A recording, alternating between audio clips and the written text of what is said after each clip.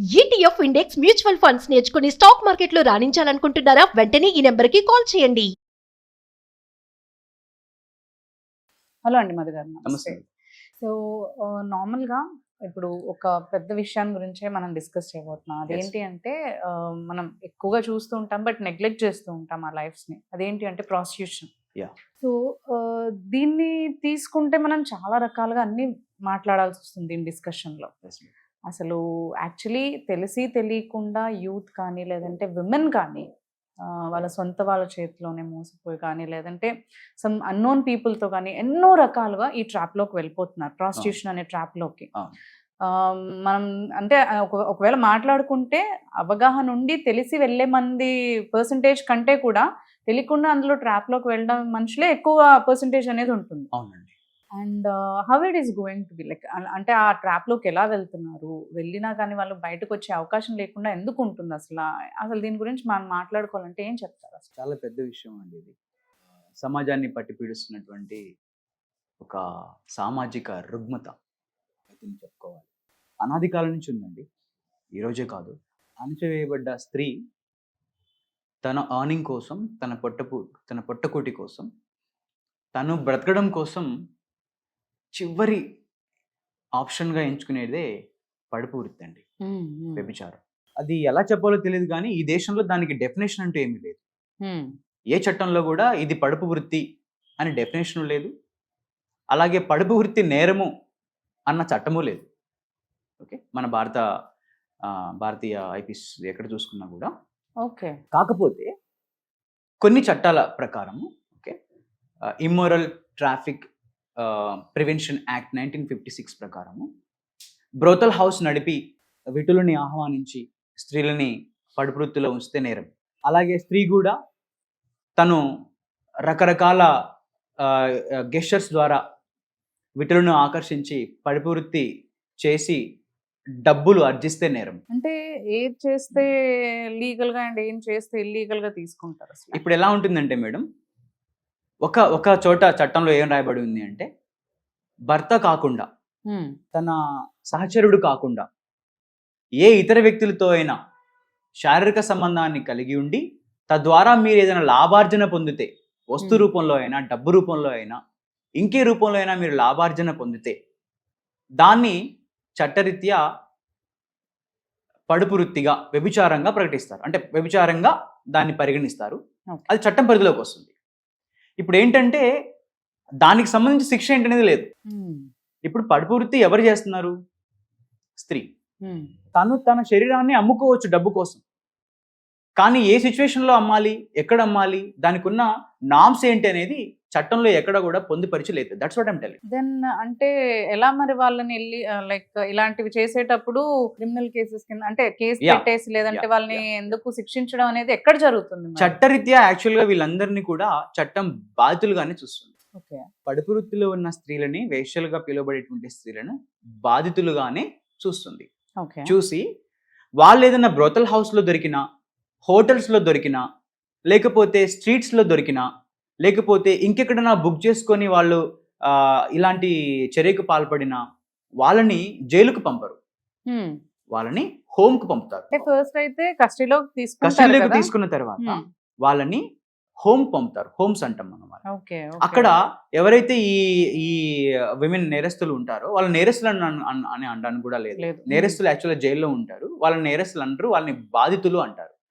ఆ హోమ్ పంపించిన తర్వాత వాళ్ళకి ఏదైనా వర్క్ నేర్పి, ఒక రిహాబిలిటేషన్ లాగా వాళ్ళకి ఏమైనా వర్క్ నేర్పి వాళ్ళ మీద వాళ్ళు ఆధారపడేలా చేసి మళ్ళీ వాళ్ళని సమాజంలోకి పంపించడం, సమాజంలోకి కంటిన్యూ చేయకుండా మంచిగా వర్క్ చేసుకునేలాగా. కానీ ఇక్కడ మనం గమనించాల్సిన ముఖ్య విషయం ఏంటంటే, ఒక చిన్న మనం మాట్లాడుకోగలిగితే పడుపు వృత్తిలోకి వెళ్ళడానికి ప్రధానమైనటువంటి వ్యక్తులు ఇక్కడ పురుషులు. ఆమెని పడుపు వృత్తిలోకి తీసుకొచ్చి ఆమె ద్వారా వాళ్ళు కానీ సంపాదన మొదలు పెడితే అది శిక్ష. పురుషులకు శిక్ష, స్త్రీకి కాదు. బ్రోతల్ హౌస్ నడిపిన స్త్రీ అయినా పురుషులైనా నడిపే వాళ్ళకి శిక్ష, అందులో ఉన్న మహిళలకు కాదు. సో ఇలాంటివి కొన్ని విషయాలు మనం అర్థం చేసుకోవాలి. అంటే వ్యభిచారం చేస్తున్న స్త్రీని చట్టము నువ్వు నేరస్తురాలు అని చెప్పదు. అందుకే నేను అన్నాను, అందుకే చెప్పాను. Exactly. Okay. That's what I'm telling. అందుకే నేను మీకు చెప్పాను, నేరం కాదు, నేరానికి ఇది శిక్ష అని లేదు అని చెప్పాను కదా. సో దీంట్లో బ్రోతల్ హౌస్ నడిపినా, హోటల్లో దొరికినా, లేకపోతే విటులను బుక్ చేసుకున్నా, ఇలాంటప్పుడు ఏం జరిగిద్ది అంటే ఎవరైతే కస్టమర్ ఉన్నారో, ఎవరైతే ఈమెను అనుభవించడానికి వస్తారో వాళ్ళ మీద ఖచ్చితంగా కేసు ఉంటుంది మేడం. ఓకే, వాళ్ళ మీద కేసు ఉంటుంది. వాళ్ళకు 2 to 5 years 10 years వరకు కూడా పనిష్మెంట్ అనేది అంటే ఆ ప్రొఫెషన్ కి లేదు, లీగాలిటీ అనేది లేదు. లేదు. అందులో అంటే తిన ద్వారా చేస్తున్నారు కాబట్టి తినను విక్టమ్ లాగే చూస్తారు. Exactly madam. మనం గమనించినట్లయితే 46% మంది మహిళలు, సుమారు అంటే 100 మంది పడుపు వృత్తిలో ఉన్న మహిళల్లో 46% మంది మహిళలు వాళ్ళ కన్సర్న్ లేకుండా వస్తారు. బలవంతం ద్వారా, హ్యూమన్ ట్రాఫికింగ్ ద్వారా, వాళ్ళ కుటుంబ ఆర్థిక సమస్యల ద్వారా, తర్వాత వాళ్ళని అమ్మివేయడం ద్వారా ఇలా వాళ్ళు ఆ వృత్తిలోకి రావడం జరుగుతుంది. దాంట్లో 15 నుంచి 35 సంవత్సరాల లోపు వాళ్ళు సుమారు 80% మంది ఉంటారు.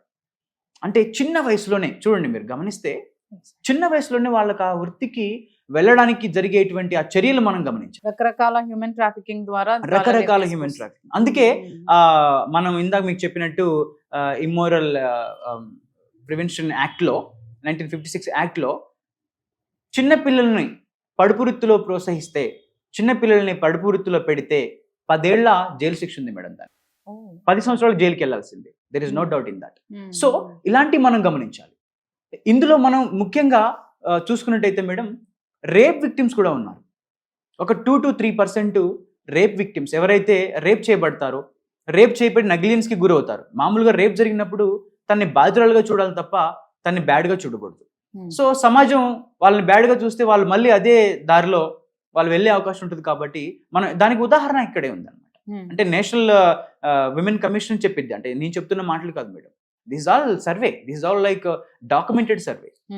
అంటే మనం ఇప్పుడు దాకా చూసుకున్నట్టయితే మీరు గమనించండి, కరెక్ట్గా చూస్తే చిన్నపిల్లలు 15 ఏళ్ల వయసు నుంచి 35 సంవత్సరాల లోపు, అందులో 35 సంవత్సరాల లోపు అంటే ఈ గ్యాప్లో ఆ 15 నుంచి 18 లోపు ఉండే వాళ్ళు కనీసం ఒక 20-30% మంది ఉంటారు. సో వాళ్ళ పరిస్థితి ఏంటో మనం ఆలోచిస్తే చాలా దారుణంగా ఉంటుంది. అందుకే ఈ యాక్ట్లో ఆ అంశాన్ని పొందుపరిచారు. మీరు చిన్నపిల్లలతో సెక్స్ చేయించిన, చిన్నపిల్లల సెక్స్ ప్రేరేపించిన ఖచ్చితంగా ఈ యాక్ట్ ద్వారా శిక్షార్హులు దిస్ పర్టికులర్ కేసులో. సో ఇలాంటివి చాలా ఉన్నాయి మేడం. సో ఎన్ని రకాలుగా వాళ్ళు లైక్ ఈ దాంట్లోకి ట్రాప్ చేయబడుతున్నారు అంటారు? ఇందాక మనం మాట్లాడుకున్నట్టు ముందు ఫస్ట్ క్వశ్చన్ నేను అడిగాను, ఎలా ఉమెన్ అనేది దీంట్లో ట్రాప్ అవుతున్నారు అసలు? యాక్చువల్లీ చాలా రకాలుగా మేడం. ఒకటి ఏంటంటే ఫస్ట్ మోసపూరిత చర్య అండి. ఓకే, ఒక వ్యక్తిని నమ్మడం, నేను ముంబై తీసుకెళ్తాను, నేను హైదరాబాద్ తీసుకెళ్తాను, ఆ వ్యక్తిని నమ్మి మోసపోయి వచ్చిన వాళ్ళు చాలా మంది ఉంటారు. ఆ వ్యక్తిని నమ్మి మోసపోయి వచ్చిన వాళ్ళు చాలా మంది ఉంటారు. ఉద్యోగం ఇప్పిస్తానని చెప్పేసి పడుపు వృత్తిలో దింపడం. అంటే మీరు గమనించండి, ఒకసారి ఒక వృత్తిలోకి కంఫర్ట్ వచ్చింది అంటే మనం, అంటే ఒక వృత్తిలో మనం కొన్ని రోజులు సెటిల్ అయితే ఆ వృత్తి మన ఆర్థిక అవసరాలు తీర్చితే అదే వృత్తిలో ఉండడానికి మనుషులు ఇష్టపడతారు. అంటే ఇనిషియల్ గా లేకపోయినా ఎగ్జాక్ట్లీ అది కొంచెం కంఫర్ట్ అయి మన కంఫర్ట్స్ ని తీరుస్తున్నప్పుడు ఓకే ఇదే బాగుంది కదా, బయటికి వెళ్ళినా మనల్ని ఎలాగో. అండ్ ఇంకోటి ఏంటంటే వాళ్ళని ప్రేరేపించే వాళ్ళు కూడా అలాగే ఉంటారు. మీరు బయటికి వెళ్తే ఏం చేయలేరు, నువ్వేం చదువుకోలేదు, నీ దగ్గర ఏమీ లేదు, నేను బయటికి వెళ్తే రకరకాలుగా అనుకుంటారు, అది కాకుండా నీకు ఏ రకమైనటువంటి ఆర్థిక స్తోమత లేదు అనే దాని మీద ఎక్కువ ప్రెజర్ చేసి వాళ్ళని మోటివేట్ చేస్తారండి. అక్కడ ఉండడానికి, ఆ పరిస్థితిలో ఉండడానికి వాళ్ళు ఆ పడుపు వృత్తిలోనే ఉండిపోతారు. అదొకటి మేడం. సో ఇది కాకుండా వాళ్ళ కుటుంబ అవసరాల నిమిత్తం కొంతమంది వచ్చే వాళ్ళు ఉంటారు. ఎంతో దైనందిన పరిస్థితిలో ఉంటారు. వాళ్ళ కుటుంబ ఆర్థిక వ్యవస్థ చాలా దీనమైన పరిస్థితిలో ఉన్నప్పుడు కూడా వీళ్ళు ఇలాంటి ఎక్స్ట్రీమ్ స్టెప్ తీసుకోవడానికి ఆస్కారం ఉంటుంది మేడం. అలాగే చిన్నపిల్లలు మనం ట్రాఫిక్ అనుకున్నాం. ఇప్పుడు ఈ హ్యూమన్ ట్రాఫికింగ్ లో, చిన్నపిల్లల ట్రాఫికింగ్ లో గర్ల్స్ ట్రాఫికింగ్ ఎక్కువగా ఉంటుంది. అంటే పేద పిల్లల్ని తల్లిదండ్రులు అమ్మేస్తారు. చాలా సాడ్ గా ఉంటుంది. ఓకే, నేపాల్ నుంచి ఈ ట్రాఫికింగ్ ఎక్కువ జరుగుతుంది. నేపాల్లో ఒక స్వచ్ఛంద సంస్థకు చెందిన ఒక మహిళ సంవత్సరానికి సుమారు 1500 మందిని కాపాడిద్దామే. అంటే మీరు అర్థం చేసుకోండి, కాపాడిన సంఖ్య 1500 అంటే కాపాడకుండా ఇలాంటి వ్యభిచార వేలలో లక్షల్లో ఉంటుంది. సో దిస్ నాట్ ది చిన్న స్టేట్ ప్రాబ్లమో కాదు, it's a man kind problem. మొత్తానికి ఇది మన మానవాళికే ఒక తలంచుకునేటువంటి ఒక విషయం మేడం. దీన్ని మనం ఖచ్చితంగా దీన్ని చాలా ఇదిలో చూడాలి.